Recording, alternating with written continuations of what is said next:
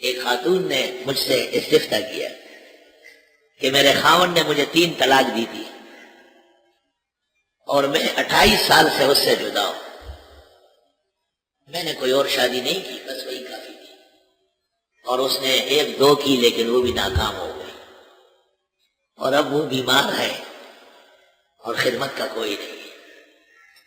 یہ عورت پوچھ رہی ہے ٹیلی فون پر، خدا کی قسم مجھے رلایا ہے، 28 سال ہو گئے کہ میں اس سے جدا ہوں، وہ مجھ سے جدا ہے، لیکن اب جو اس کی تکلیف ہے مجھ سے دیکھی نہیں جائے، فقہ کی روشنی میں مجھے اجازت دی جائے کہ میں اس کی خدمت کروں۔ دیکھو فقہ کتنا بڑا قانون ہے، میں اس کو کہہ سکتا تھا کہ آپ اس کے پاس جائے اور خدمت کر لیں، کیسے کہوں؟ پرائی عورت ہے، اجنبی ہے۔ میں نے کہا وہ بات تو اب بھی وہی ہے کہ کہیں حلالہ کرانا پڑے گا۔ کہنے لگی یہ زہر کا گھونٹ 28 سال پہلے پی لیتی تو آج تکلیف نہ ہو۔ میں نے کہا ساری خدمت کر سکتی ہے، کپڑے دھوئے، کھانا پکا کے بھیجے، سامنے نہیں آئے، میاں بیوی جیسے قرب نہیں ہو سکتی۔ کیسی وفادار عورتیں ہوتی ہیں، 28 سال بعد بھی اس کا سینہ اور دل اس کی محبت سے بھرا ہوا۔ وہ کہتی ہے چند سال میں رہی تھی لیکن بہت نیک آدمی ہے، اور ذرا سی بات پر بگاڑ ہو گیا، ہم جدا ہوئے، لیکن اب اس خدمت نہ ہونے کی وجہ سے وہ تباہ و برباد ہو رہا ہے۔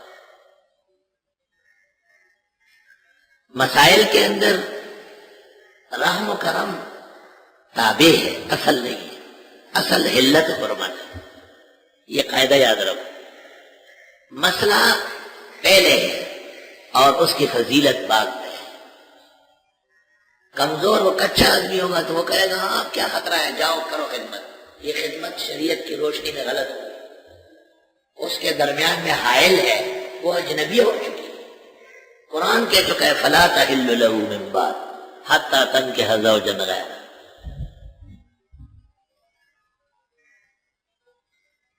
کبھی یہ ہوتا ہے کہ یہ لوگ بچہ گود لے لیتے ہیں، اس کو گود لینا کہتے ہیں، کہیں سے بچہ لے آتے ہیں، اس کو بیٹا بنا لیتے ہیں، اب وہ جوان ہو جاتا ہے، 17-18 سال کا، 15 سال کے لڑکے سے پردہ لازم ہے، اس زمانے میں 12 سال پر بھی فتویٰ دے سکتے ہیں۔ اب وہ عورت اور یہ جو آپس میں ہیں، یہ تو نہ نسبی ہے اور نہ رضائی ہے، پردہ حائل ہے۔ اب خاتون درس تفسیر حدیث میں شریک ہوئی، اس کو مسئلہ معلوم ہو گیا، قیامت برپا ہو گئی، لڑکے پر غشی اتاری ہو رہی، دورے پڑ رہے کہ میری امی مجھ سے پردہ کر رہے، اس کو کیا پتا ہے، وہ تو سال کا تھا، 6 مہینے کا۔ کاش کہ اس بچے کو جب یہ لے رہے تھے کسی فقیہ اور عالم سے بات ہوئی ہوتی تو وہ یہ کہہ دیتا کہ اپنی کسی محرمہ، بہن، بھانجی، بھتیجی، بھاوج کا دودھ پلا دے تاکہ یہ بھانجا بن جائے۔ جب اس کی بہن کا بیٹا بنے گا رضائی تو اس عورت کا بھانجا نہیں ہوگا، بھانجے اور بھتیجے سے پردہ نہیں۔ آئی سوچ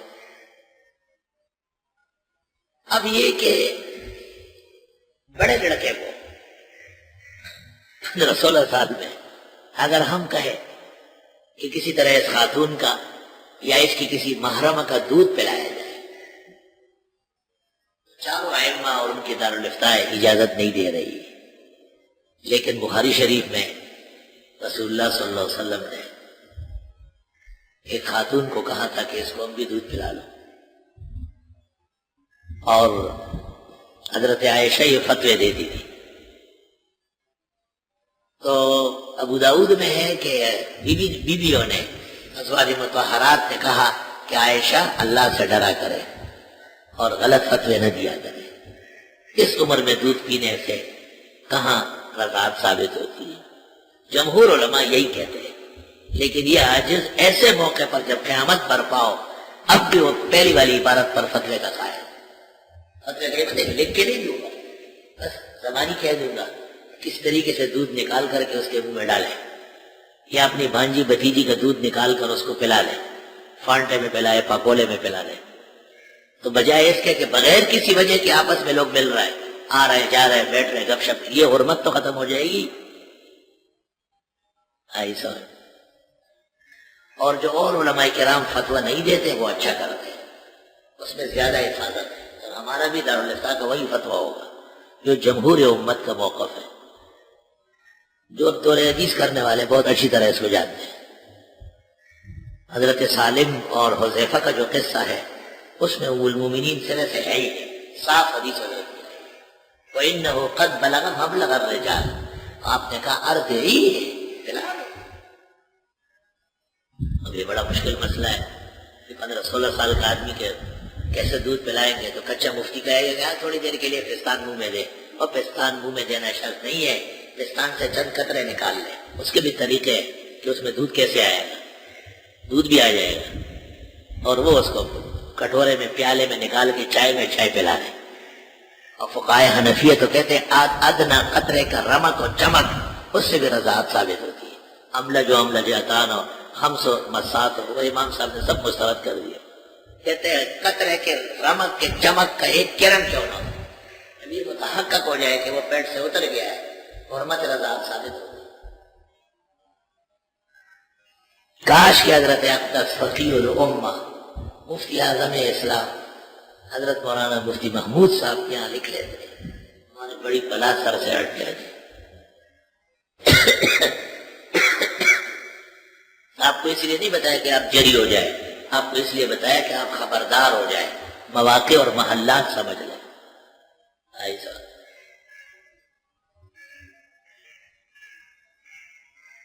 میرا جو رسالہ ہے آداب الافتاء میں اعلام الاعلام بان الفتویٰ مطلقاً علی مذہب الامام، اس میں جب میں نے یہ ثابت کرنے کی کوشش کی کہ بعض اوقات امام ابو یوسف، امام محمد، امام ظفر کے اقوال پر فتویٰ ہے اور وہ بھی امام کا قول ہے، وہاں میں نے یہ تمثیل قائم کر دی، تمثیلاً اس کو لکھ لیا پورا، لیکن میں نے اخیر میں لکھا کہ اب بھی مفتیین صاحبان کا اس کے خلاف فتویٰ دینا زیادہ تحفظ کا باعث ہے، اور وہ اپنے فتوے پر ڈٹے رہے، اور یہ ہمارا جو طریقہ ہے یہ صرف پریشان حال اکے دکے سینکڑوں انسانوں میں ایک کے لیے راہ نجات ہے۔